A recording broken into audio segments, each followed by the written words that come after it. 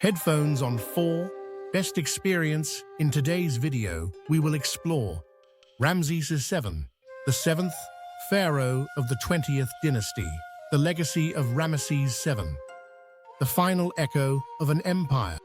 Peace to Ramesses VII, the 6th Pharaoh of Egypt's 20th Dynasty, ruled from approximately 1136 to 1129 BC. His reign, though brief, existed within a period of economic strain and shifting power dynamics in the fading golden age of the New Kingdom. Economic struggles and administrative control. During Ramesses VII's rule, Egypt faced a sharp economic downturn. Records from the period indicate rising grain prices, a sign of economic instability. The Turin Papyrus attests to a significant inflation crisis, demonstrating the strain on the kingdom's resources. The once thriving trade networks established under his predecessors struggled, forcing a reliance on internal resource management.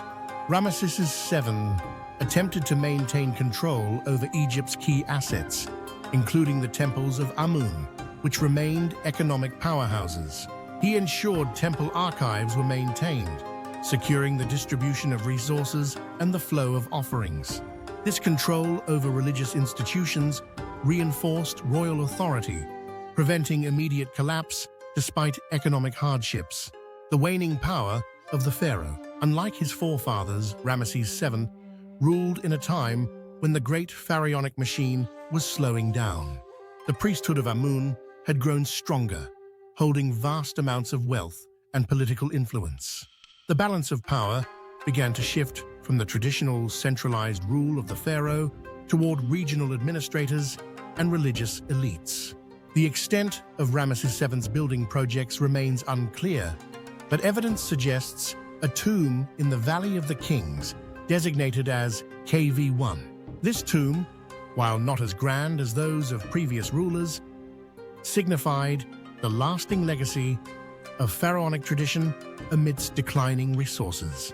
Geopolitical struggles and external pressures. By the time of Ramesses VII, Egypt's geopolitical influence had significantly weakened.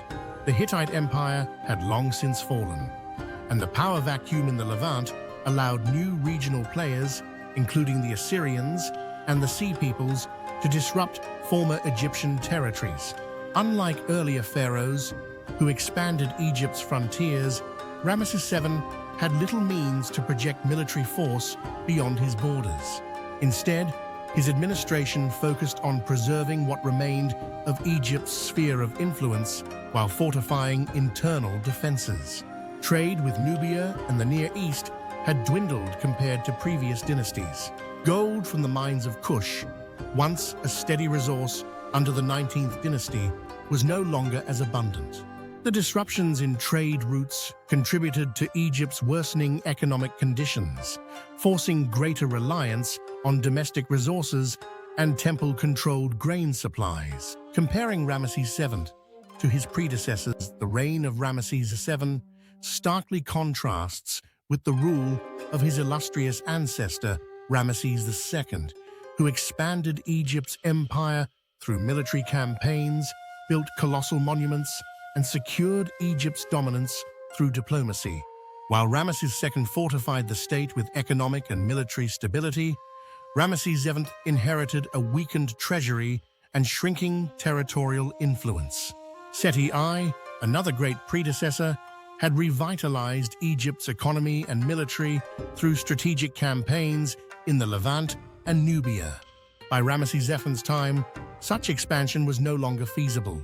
Instead of conquests, his reign was characterized by economic adjustments and administrative control in an era of decline. The rise of the priesthood and the weakening of central authority. The growing dominance of the priesthood of Amun in Thebes became one of the most defining characteristics of the late Ramesside period. While Ramesses VII held the title of divine ruler, the temple hierarchy controlled vast amounts of land, wealth, and grain reserves.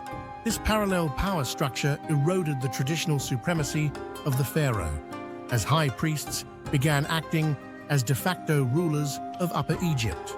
This shift in power set the stage for the ultimate division of Egypt, where the high priests of Amun would effectively rule Thebes, while pharaohs maintained a weaker grasp over Lower Egypt. This fragmentation of authority foreshadowed the decline of centralized rule and the eventual dissolution of the new kingdom. The high priests, particularly in Thebes, leveraged religious influence to legitimize their control, commanding vast armies and economic resources. Their increasing authority created a dynasty within a dynasty, where temples became power centers, often acting independently of the central government. This process weakened the authority of the later Ramesside kings, making them reliant on the priesthood for military and economic support.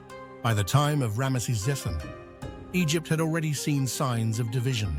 Later, during the rule of his successors, the priesthood would assert full dominance over Upper Egypt, leading to the establishment of the Theban high priesthood as a ruling entity parallel to the pharaohs of Lower Egypt. The transition to the Third Intermediate Period. Ramesses VII's death marked a slow but inevitable transition toward the Third Intermediate Period, a time of divided rule and internal struggles. Egypt, once the dominant force of the ancient world, was now vulnerable to external pressures and internal fragmentation.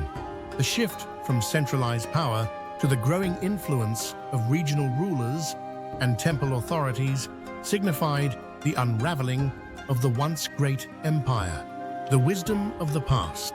Ramesses VII's reign serves as a lesson in the impermanence of power.